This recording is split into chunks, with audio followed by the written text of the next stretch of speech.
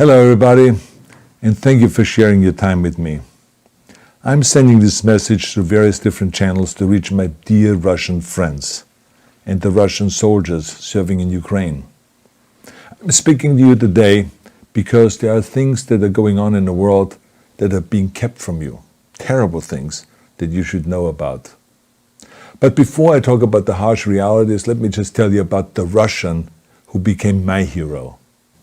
In 1961, when I was 14 years old, a very good friend of mine invited me to come to Vienna and to watch the World Weightlifting Championships. I was in the audience when Yuri Petrovich Vlasov won the World Championship title, becoming the first human being to lift 200 kilograms over his head. And somehow a friend of mine got me backstage.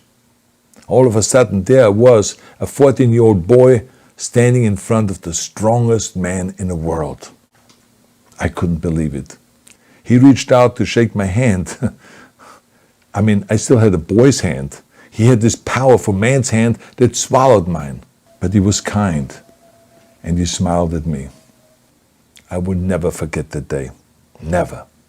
I went home and put his photo above my bed to inspire me when I started lifting weights. My father told me to take down that picture and to find a German or an Austrian hero. He got really angry, and we argued back and forth. He didn't like Russians because of his experience in the Second World War.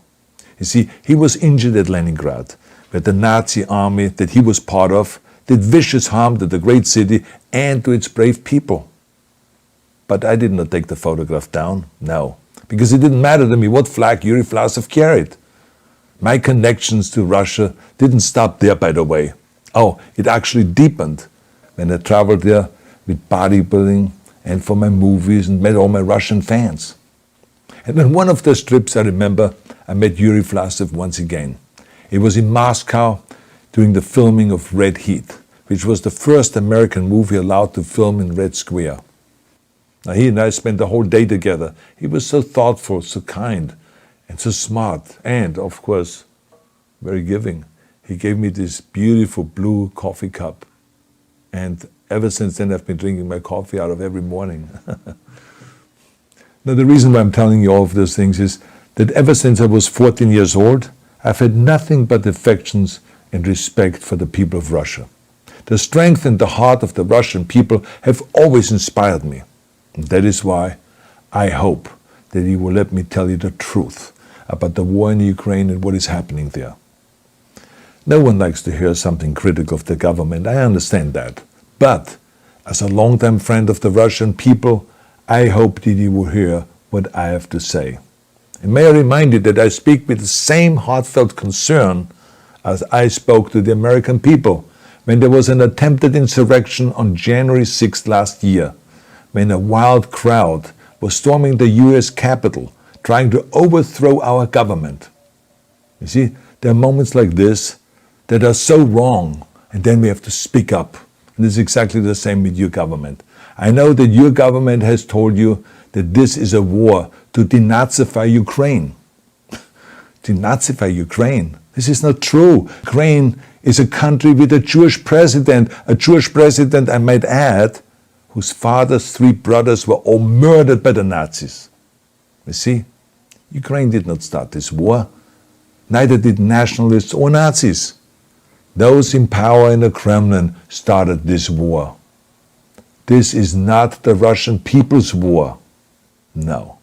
As a matter of fact, let me tell you, what you should know is that 141 nations at the UN voted that Russia was the aggressor and called for it to remove its troops immediately. Only 4 countries in the entire world voted with Russia. That is a fact. See, the world has turned against Russia because of its actions in Ukraine. Whole city blocks have been flattened by Russian artillery and bombs, including a children's hospital and a maternity hospital.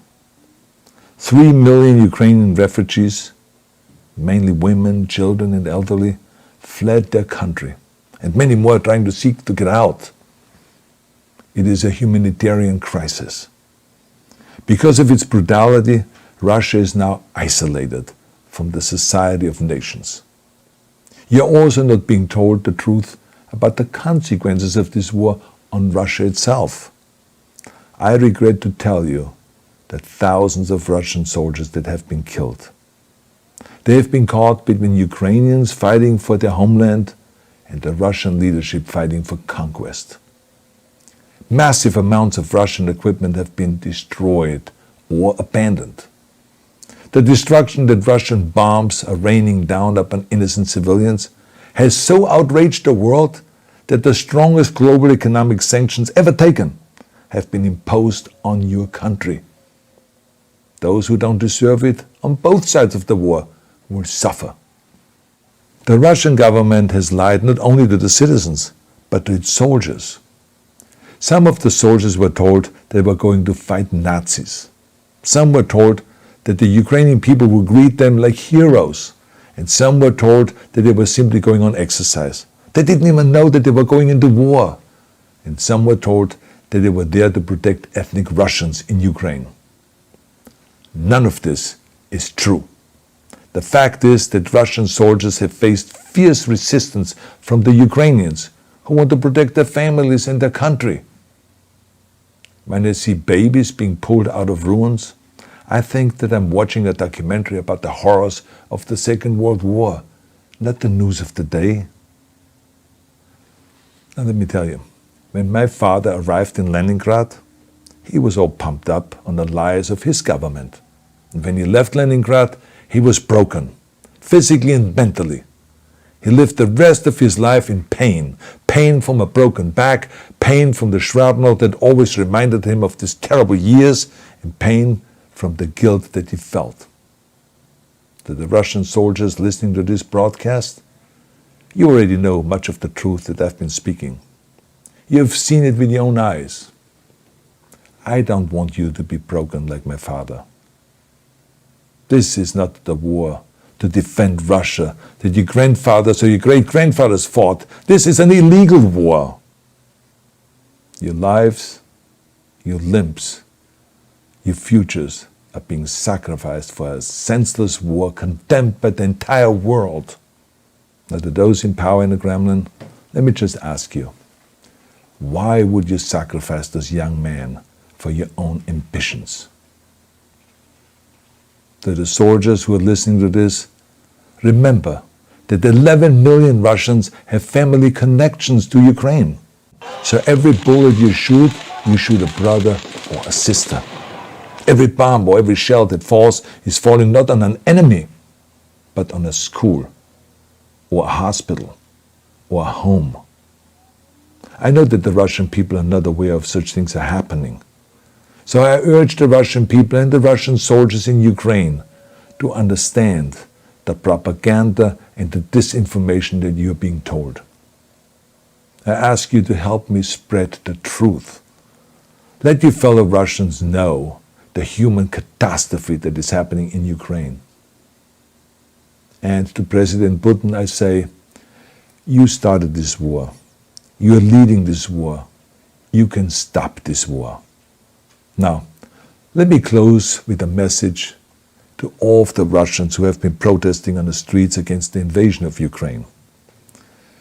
The world has seen your bravery. We know that you have suffered the consequences of your courage. You have been arrested, you have been jailed, and you have been beaten. You are my new heroes. You have the strength of Yuri Petrovich Vlasov. You have the true heart of Russia. My dear Russian friends, may God bless you all.